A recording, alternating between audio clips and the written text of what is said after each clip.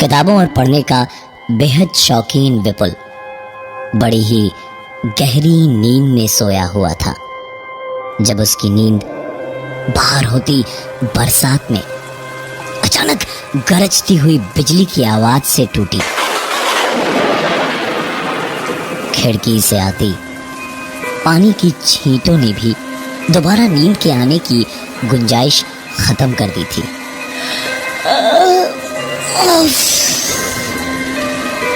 खैर, विपुल उठा और उसने अपनी उंगलियों में कुछ उलझा हुआ पाया।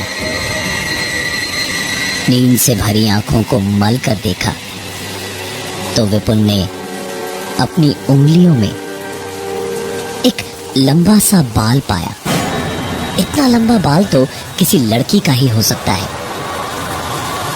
ये सोचते हुए जैसे ही उसने अपने बिस्तर को देखा तो उसे 2-4 बाल और दिखे।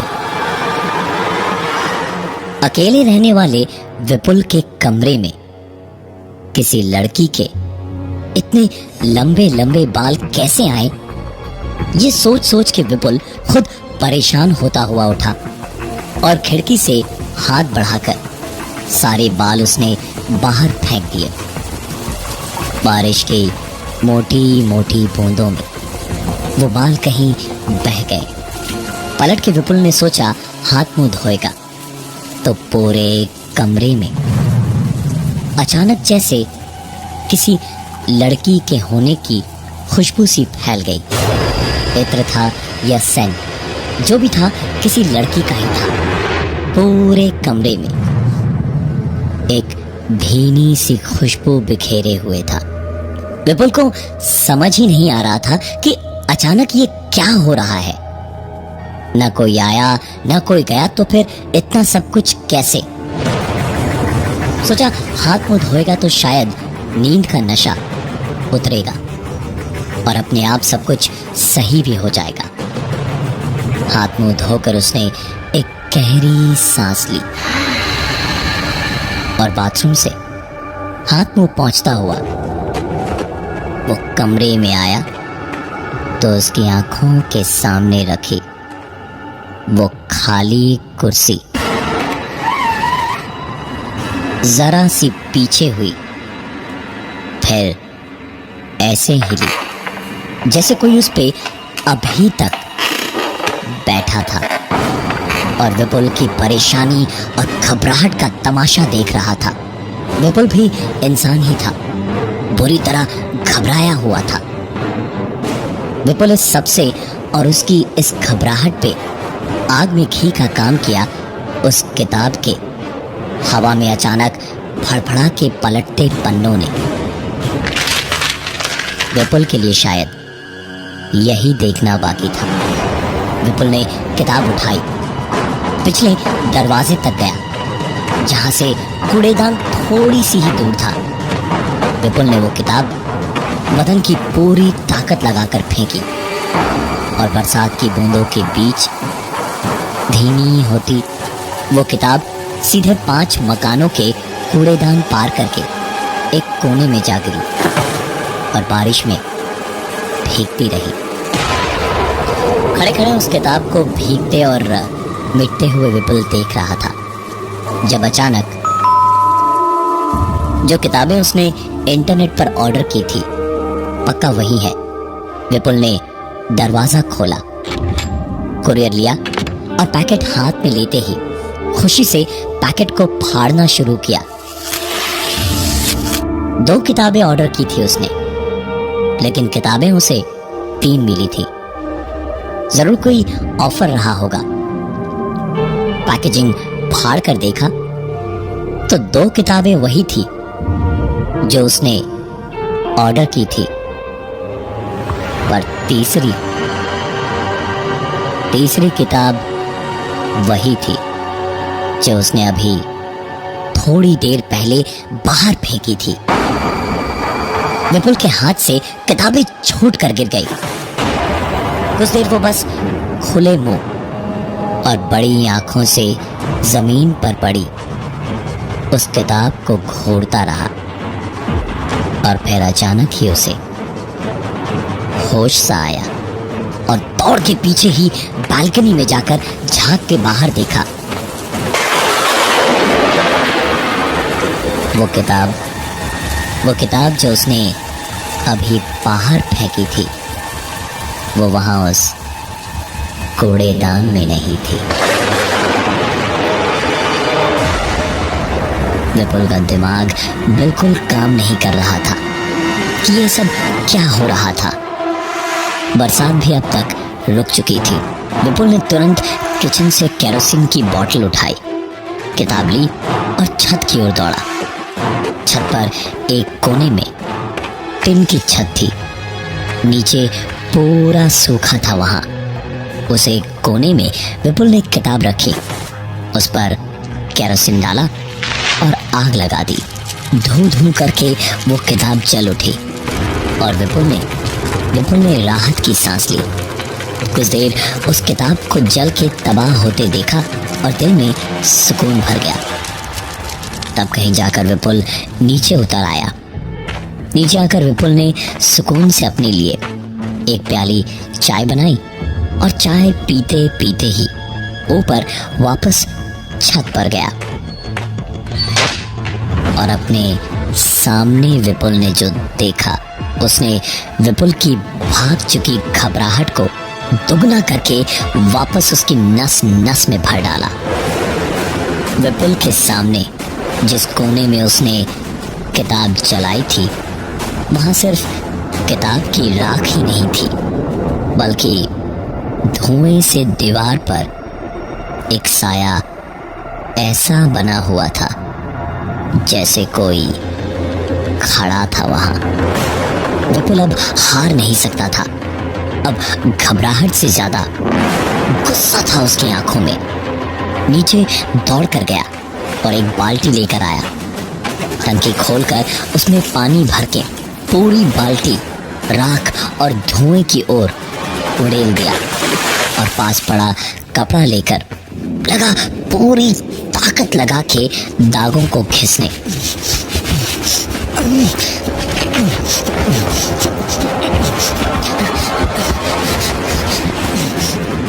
विपुल इस वक्त अपनी जिद में कैद था।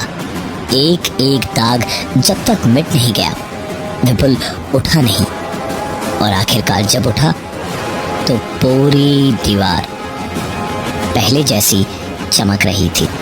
विपुल को ऐसा लग रहा था जैसे वो किसी किले को फतह करके आया था। नीचे आकर बाथरूम में जाकर सीधे विपुल ने अपने हाथ पैर धोए और बाहर आकर हाथ पैर पहुंच ही रहा था जब विपुल की आंखों के सामने फर्श पर काले रंग के पैरों के निशान बने थे, जैसे कि उसी जली किताब की राख में कोई चल कर निकला और कमरे से चल के गया था। तौलिया रखकर विपुल ने कदमों के पीछे चलना शुरू किया।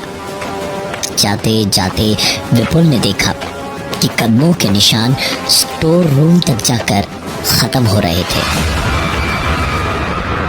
विपुल इस वक्त शतरंज की बिसात पे उस शाह की तरह था जिसे किस्मत हर मोड़ पे चारों ओर से शह पे शह दे रही थी, लेकिन मिलनी उसे हर मोड़ पर सिर्फ मात ही थी। विपुल ने धीमे से वो चरमराता हुआ स्टोर रूम का दरवाजा खोला तो उसका हाथ अपने मुंह पर चला गया, वरना शायद उसकी ऐसी चीख निकलती जिसे पूरा इलाका सालों तक याद रखता। विपुल के सामने दरवाजे से होते हुए वो काले रंग के पैरों के निशान एक के बाद एक थोड़ी थोड़ी दूरी पर ऐसे बने हुए थे जैसे कोई छत से वहां तक पैदल आया और स्टोर रूम में घुसा। और यही नहीं, चलते चलते वो फर्श से दीवार पे चढ़ा और चलता गया। विपुल की नजरें फर्श के बाद दीवार से होती हुई छत तक उन पैरों के निशान देखती गई और बिल्कुल अपने सर के ऊपर कदमों के निशान जैसे ही विपुल ने खत्म होते देखे तो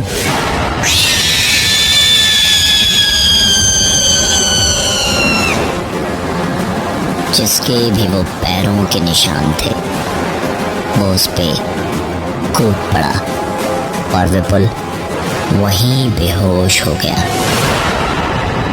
काफी वक्त के बाद विपुल को होश आया तो सर पकड़े हुए विपुल उठने गया तो लड़खड़ा कर गिर पड़ा। बड़ी मुश्किल से उठा तो महसूस हुआ जैसे विपुल का वजन बहुत बढ़ सा गया था। विपुल को ऐसा लग रहा था उसके ऊपर उसके अंदर जैसे वो अकेला नहीं था। भारी कदमों से एक के बाद एक कदम बढ़ाता हुआ विपुल बढ़ता गया और अपने कमरे के दरवाजे पर जाकर एक गहरी सांस ली और पलंग की ओर देखा तो उसके पलंग पर जैसे मेला लगा था। पलंग के बीचों बीच वही किताब रखी थी, आधी जली गीली और सड़ी हुई सी। उसमें अजीब से खिलबिलाते कीड़े लगे थे जो कागज को भी सड़ते हुए गोश्त की तरह नोच नोच के बड़े चाव से खा रहे थे। विपुल जैसे अपने होश में ही नहीं था। विपुल की आंखें आधी खुली थी। वो बहुत धीमे धीमे कदम बढ़ाता हुआ किताब की ओर बढ़ता गया और उस किताब के पास जाकर किसी भूखे की तरह ललचाई हुई नजरों से उस किताब को देखता रहा और देखते देखते एक हाथ से उस किताब पर लगे कीड़ों को मुट्ठी में उठाया और नशे भरी आंखों से उन्हें देखता हुआ अपनी मुट्ठी से बाहर लटकते तिलमिलाते उन कीड़ों को अपने दांतों में किसी बड़े लजीज गोश्त की बोटी की तरह चबाने लगा। घिनौने मन की सारी हदों को पार करके जब विपुल उन कीड़ों को चबाता जा रहा था तभी अचानक विपुल जैसे होश में आया और उसे पता चला कि वो क्या कर रहा है। दौड़ते हुए विपुल वॉश बेसिन की ओर भागा। दिल में और बदन पे घिन लिए विपुल उल्टियां किए जा रहा था। जब उल्टी करके विपुल ने मुंह धोया और पलट के वापस कमरे में जाने को हुआ तो मुश्किल से करीबन 2 ही कदम बढ़ा होगा विपुल जब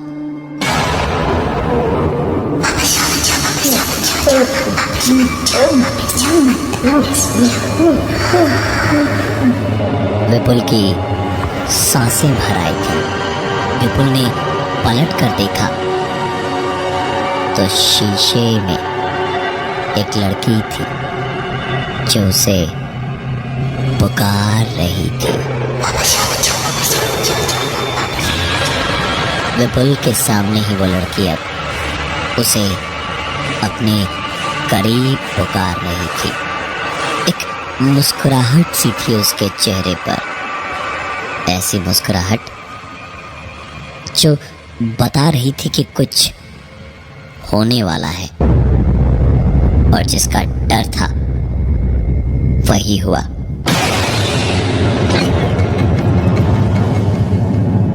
एक ही पल में अभी तक विपुल शीशे के बाहर था और लड़की उसे शीशे में दिखाई दे रही थी, लेकिन अब विपुल शीशे के बाहर तो था ही, लेकिन शीशे में उसे अपना ही अक्स दिख रहा था। लेकिन महसूस अंदर से वो ये कर पा रहा था कि उसके अंदर वो शीशे वाली लड़की समा चुकी है। इन सब की शुरुआत 2 दिन पहले हुई थी। विपुल बुक मार्केट से एक किताब लाया जिसके बारे में दुकानदार ने कहा था कि इस किताब को पढ़कर आज तक कोई खत्म नहीं कर पाया है। विपुल ने भी वो पतली सी किताब नजर भर देखी और हंसते हुए उस किताब को खरीद लिया। घर पे जब वो किताब आराम से पढ़ने लगा तो किताब पढ़ते पढ़ते ही आंख लग गई और जब तक विपुल सोता रहा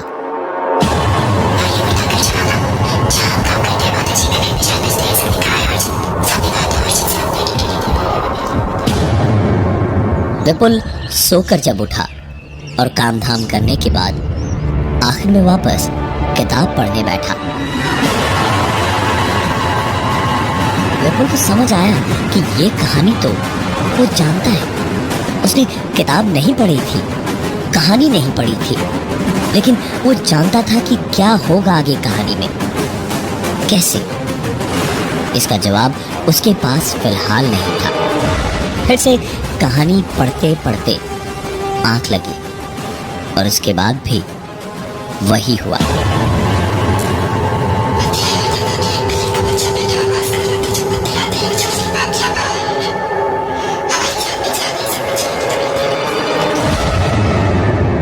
सुबह उठते के साथ ही विपुल ने दोबारा तुरंत किताब उठाकर दूसरी कहानी पढ़ने की कोशिश की तो आगे की कहानी फिर से उसे पता थी।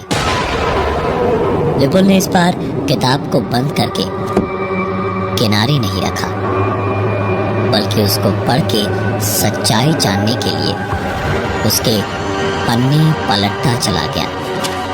और कुछ पन्नों तक तो कहानियां थी, लेकिन उसके बाद सारे पन्ने कोरे थे। इसका क्या मतलब था? कोई रोज रात नींद में उसको सारी कहानियां कानों में सुना जाता था। कोई था जिसकी कहानियां काफी हद तक लिखी तो थी, लेकिन इसके आगे के कोरे पन्नों में शायद जिसकी भी एक कहानियां थी वही कैद थी। एक आखिरी बार उन सादे पन्नों का राज जानने के लिए विपुल ने अपने कान उस किताब के सादे पन्नों से चिपकाए। वो जो कोई भी था, उसने विपुल के दिमाग के साथ खेलकर उसे मजबूर किया था इन सादे पन्नों पर कान लगाने के लिए।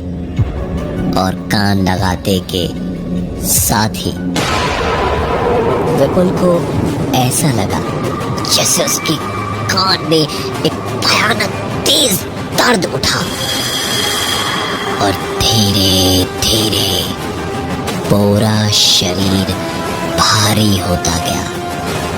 वो चाह कर भी उस किताब के सादे पन्नों से अपने कान को तब तक नहीं हटा पाया जब तक उन सादे पन्नों के रास्ते विपुल के कान से होते हुए कोई उसके अंदर न समा गया। उस दिन के बाद से विपुल अजीब तरीके से बर्ताव करने लगा और धीरे धीरे पागलपन की ओर बढ़ता गया। आज की तारीख में विपुल आपको किसी भी मेले में नजर आ सकता है जहां वो लोगों को एक किताब पर कान लगवाकर कहानियां सुनाता है। बाकी सब तो ठीक है, कहानी सुनते सुनते आप उन सादे पन्नों तक मत पहुंचिएगा।